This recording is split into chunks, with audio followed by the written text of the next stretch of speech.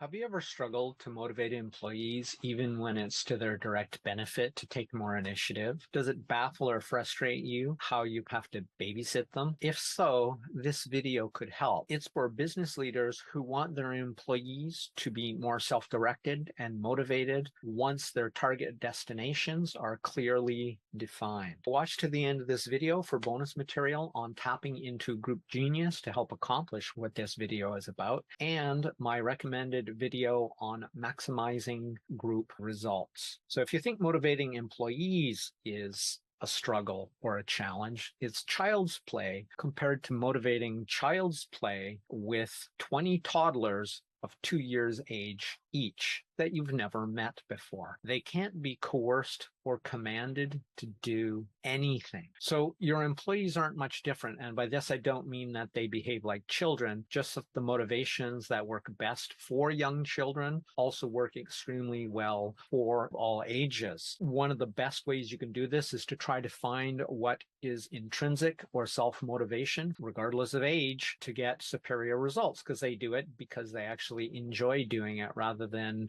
do this or you'll get fired. There's a lot of negative dynamics that are going to start to happen if you start using that stick version of motivating your employees. Unlike toddler class, you or your HR department can and should have done all you possibly could at the beginning of hiring to do what, in Jim Collins' words, get the right people on the bus, and if necessary, get the wrong people off the bus. But prevention is better than cure, so watch my videos on attracting and finding exceptional employees to learn more about that. Daniel Pink talked about how mastery, autonomy, and purpose are the three best motivators for employees, not money. And that was based on scientific research, not just the way things have been done. Many companies disregard the things that are deeply motivating for employees and make it about carrot stick. Today, we'll focus on the autonomy element. But first, before we do that, there's some critical things. First of all, if their destination isn't clear, if your employee's end goal isn't clear and well-defined, that's on you. You can't complain if they don't know where they're going. There's no way they can get there, regardless of motivation. Next, beyond the training they came in the door with when they first arrived in your company, it's also on you to assure that they have the specific training that's required to do the tasks that you expect them to do. Assuming those things are all covered, you should be able to, for the most part, walk away and leave them to it until the results are ready, which of course you can make time bound.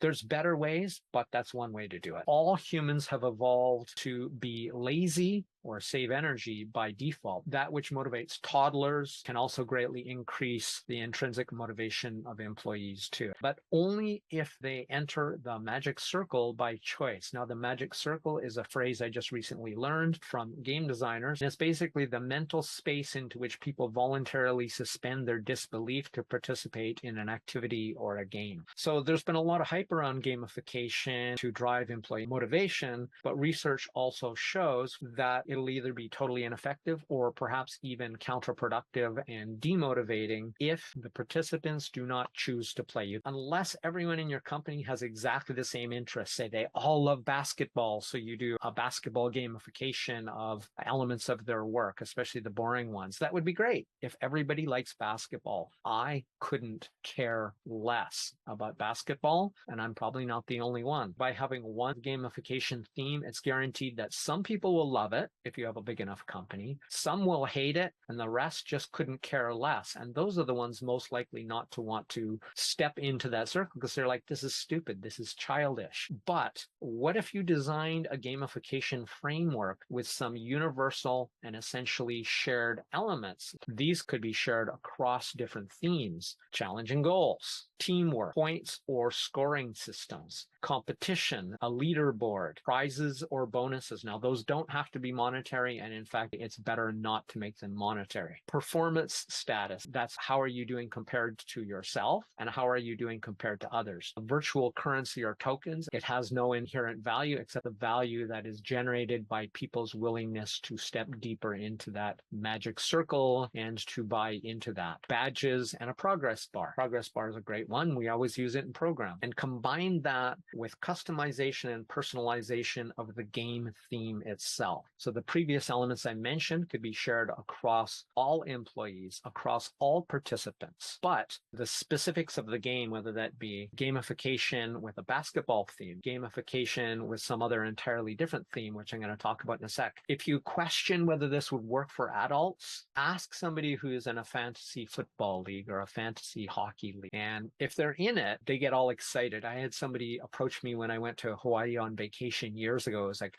"Are you into fantasy football?" He was like basically begging me to be excited with him about this game. And he was a grown man and not a young one either. If you use that intrinsic motivation, that is allow people to elect or nominate, called topic nomination in linguistics, when it's talking about the themes you talk about in your class, the themes you talk about for producing language. In this case, we could just call this theme nomination. Because they've chosen that, it has the research and toddler-backed evidence of increased motivation because they went, yes, I've decided this is fun. I want to participate. So that will increase motivation and performance. But it's really important that you allow each person to step into their own magic circle voluntarily that most closely aligns with them. And I'll talk about how you can generate those in a moment. What would motivate some people would be playing golf at St. Andrews, whereas others it might be playing chess or doing a treasure hunt, or for the final one, let's go back to the fantasy football. That would excite people. Now, if you could take the themes that they take their shirts off and paint their bodies and make fools of themselves while being drunk at a stadium, they get that excited about it. Now, if you could take that same enthusiasm and bring it into the workplace and connect it to their work, especially the boring parts, it'll make work funner and more intrinsically rewarding. Shared game themes throughout your company. Let's say you have 5 different game themes, common elements that I mentioned at the beginning of this video. Those people would form natural teams, self-selected teams who have a shared interest in the same kind of things. Design these elements into the gamification to give them things they could cooperate with to achieve common goals. Now, of course, this isn't specifically in their real work, but in the gamified version of their work, where maybe they can build a ladder to climb a wall, depending on the game, or build the championship team, but then you need to get coaches and you need to do so many pieces of work or specific things in such a way to get the coaches and the better sports shoes, if it's for basketball or football or whatever, and that you work together to achieve those common goals. And it's just a way to drive them to do work with enthusiasm so that this gamification motivates that. They can cooperate to achieve those common goals while competing against other teams, that is, other self-selected groups who are actually playing different gamification with different themes, but because of the common elements, they can actually compare themselves to one another. So they form separate teams to which you can compete against, which is another element of gamification. The idea is the common elements across different games allows that comparison between different game themes within your company. So you get this wider game of the whole company, and they compete against each other, playing the game that they love, but also competing against other teams so that it gives them that additional motivation and that deeper game element at a second level. You can even actually make the gamification lighter the more invested they are. And the reason I say this is fantasy football. Isn't it mostly documents? I've never done it. Look at Magic the Gathering. Look at a lot of games. Look at when you play cards. I'm just talking about regular card games. The fun has very little to do with the cards, which are very basic. If you love the game, that's really what gets you involved, not the structure of the cards themselves. So it's the same here. The more enthusiastic they are, the idea of this personalization and having multiple themes with a universal comparison elements is that there's at least a much greater chance that everybody has a game they're at least somewhat happy with and ideally delighted with. Thank you for watching this far. We're now on to the bonus material about how you apply some of these ideas. So you might be asking, well, how do you know which game themes to create? You ask your employees about their hobbies, interests, sports, games they play, or games they follow. They're likely to be happy to talk about things they love. Now, that's ideally done during their intake interview, the last stage before you hire them. You just gather that data, adding this other layer of theme-nominated games and just getting the idea from the research and taking that back to its application. The next question you might ask, well, isn't this going to be a ton of unproductive work not related to my business? It's not going to be zero work, but you could probably have one person or a small team who helps set this up. You may want a specialist in this because this actually will enhance the investment of people in this system in the gamification. That is, if you get employees to help you co-create the game based on the theme they love. If you only started with the themes and then said, okay, let's build out the point system, the reward system, the basic structure of the game, because they're already investing in it themselves. There's lots of research about this. People who get involved in solutions, get involved in jobs, get involved in anything. It's known as the IKEA effect. Value it more than if they hadn't done so. You can gamify the majority of the creation of the gamification itself. If you only started with a group of multiple themes, and then for those employees, you said, okay, you will get bonus points in your game, rewards, not different than the Cub Scouts badges. The item is only valuable, just like money, because people agree it's valuable, because they care about meaning behind it. So people could enter the game at different levels depending on their contribution. So they actually have social status within that magic circle, that game universe. It's meta both two themes, a common theme